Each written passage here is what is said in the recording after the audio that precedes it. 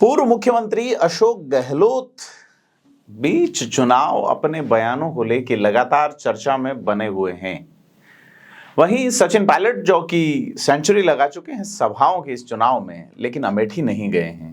दोनों ही कद्दावर नेता राजस्थान में भविष्य की कांग्रेस का सरमाएदार इन दोनों में से कौन होगा, चर्चा आम है। लेकिन अशोक गहलोत ने एक बयान जारी करके सीधे तौर पे कहा है कि भाजपा में गए हमारे नेता कांग्रेस की डूबत हैं। एनपीए जिसको बोलते हैं, नॉन परफॉर्मिंग असेट्स, बैंकिंग वाले मामले में कि डूबत खाता जो होता है, उन्होंने सीधे तौर पे जो निशाना साधा है वो शायद कांग्रेस में जाके, कांग्रेस से भाजपा में जाके सांसद का टिकट पाने वाले महेंद्रजीत सिंह मालवीय हो सकते हैं, ज्योति मिर्धा हो सकती हैं, राजेंद्र यादव हो सकते हैं, गोपाल सिंह ईडवा हो सकते हैं या आलोक बेनीवाल हो सकते हैं। बहुत सारे नेताओं ने लोकसभा चुनाव से ठीक पहले भाजपा ज्वाइन की है। यही नहीं, लालचंद कटारिया का नाम लेना भी समीचीन बनता है यहाँ पे, और मिर्धा परिवार का पूर्णतया जिसमें रिचपाल मिर्धा का आना भी। अशोक गहलोत का यह बयान क्या इशारा करता है पॉलिटिकल रूप से? सचिन पायलट क्यों अमेठी नहीं गए? अमेठी गए, रायबरेली नहीं गए जहां से राहुल गांधी चुनाव लड़ रहे हैं।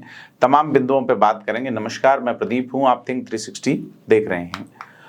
पूर्व मुख्यमंत्री अशोक गहलोत ने कांग्रेस छोड़ के बीजेपी में जाने वाले नेताओं को नॉन परफॉर्मिंग असेट यानी कि डूबत बताया है। गहलोत का कहना है कि ऐसे नेताओं को भाजपा में लेने से ही बीजेपी की हालत चुनाव में खराब हुई है। और उन्होंने सोशल मीडिया पे पोस्ट करते हुए बीजेपी में गए नेताओं पे टिप्पणी करते हुए कहा कि बीजेपी की इस चुनाव में जो बुरी हालत हुई है उसका एक कारण कांग्रेस के नॉन परफॉर्मिंग असेट कैटेगरी के सैकड़ों नेताओं को अपनी पार्टी में शामिल करना रहा है। कांग्रेस के ऐसे नेताओं के बाहर जाने से कांग्रेस के जो मूल कार्यकर्ता हैं उनको अधिक मौके मिले और बीजेपी पे ऐसे नेता लायबिलिटी बन गए, जिससे उनका खुद का कार्यकर्ता निराश हो गया। अहंकार की अति बीजेपी का पतन का कारण बन रही हैं। अशोक गहलोत यहीं नहीं रुकते हैं और वो कह रहे हैं कि चुनाव में जनता का रुख देखकर बीजेपी अब पूरी तरह हताश हो चुकी है। बीजेपी ने अपने सभी नेताओं, समर्थकों और सिंपैथाइजर्स को एक ही भाषा काम में लेने के निर्देश दिए हैं, जिसमें वो पूर्ण बहुमत से जीत का दावा करें और जनता में बीजेपी के पक्ष में भ्रम की स्थिति बन सकें। इसी कारण प्रशांत किशोर समेत तमाम राजनीतिक विश्लेषकों, अर्थशास्त्रियों और पत्रकारों द्वारा भविष्यवाणियों की बाढ़ आ गई है। अब बता दें कि जो कांग्रेस छोड़ के बीजेपी गए हैं उनमें अधिकांश नेता, जो कई नेता, बड़े नेता जो है गहलोत के समर्थक रहे हैं और उनको ही नॉन परफॉर्मिंग एसेट बताते हुए अशोक गहलोत ने सियासी हलकों में नई चर्चाओं को जन्म दिया है। विधानसभा चुनाव में गहलोत सरकार जाने के बाद लोकसभा चुनाव होने से पहले तक बड़ी तादाद में कांग्रेस के नेता बीजेपी में गए थे और इसमें गहलोत समर्थकों की संख्या अच्छी खासी है। गहलोत सरकार में कैबिनेट मंत्री रहे लालचंद कटारिया, महेंद्रजीत मालवीय, राजेंद्र यादव, पूर्व सांसद ज्योति मिर्धा समेत तमाम नेताओं ने बीजेपी ज्वाइन कर ली। हालांकि जो भाजपा में किनारे किए गए, खास करके प्रहलाद गुंजल, खास करके राहुल कसवां, उसको लेके अशोक गहलोत का क्या रुख है, फिलहाल इस पे कोई कमेंट आया नहीं है। कि उमेदाराम बेनीवाल को उन्होंने बाड़मेर में अपने पक्ष में लिया तो वो किस असेट के तौर पे हैं या यह कोई एक अलग तरह की पॉलिटिक्स है, इस पे भी चर्चा बनती है। क्योंकि कई लोग कांग्रेस में गए, टिकट पा गए, कई लोग भाजपा में गए, टिकट पा गए। मतलब कि अशोक गहलोत जब चुनाव का पूरा मैनेजमेंट देख रहे थे तो बाड़ी में भाजपा वाला कांग्रेस से लड़ा और कांग्रेस वाला भाजपा से लड़ा, गिरिराज मलिंगा वाला मामला, और वहां बसपा चुनाव जीत गई। ऐसा ही बहुत ज्यादा कई जगहों पर हुआ। और जिस तरीके से उमेदाराम बेनीवाल आरएलपी से लड़ रहे थे, इस बार कांग्रेस से आ गए। हनुमान बेनीवाल का गठबंधन जो पिछली बार एनडीए से था, इस बार इंडिया गठबंधन से हो गया। तो नॉन परफॉर्मिंग असेट वाली बात महेंद्रजीत मालवीय पे किस तरह लागू होती है, क्योंकि उन्होंने तो विधायक का पद छोड़ा है और विधायक से इस्तीफा देके बीजेपी के टिकट पर सांसद का चुनाव लड़ा है। तो हालांकि पायलट समर्थक नेता भी भाजपा में गए हैं, लेकिन बड़ी संख्या गहलोत समर्थकों की रही, ऐसा बताया जाता है। अब गहलोत उन नेताओं को नॉन परफॉर्मिंग असेट बताकर कई तरह की अटकलों और चर्चाओं को जन्म दे रहे हैं।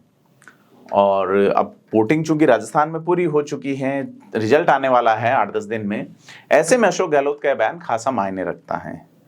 और 6 महीने में बीजेपी का वैसे दावा रहा कि करीब 10,000 कांग्रेस के कार्यकर्ता और नेता भाजपा में शामिल हो चुके हैं।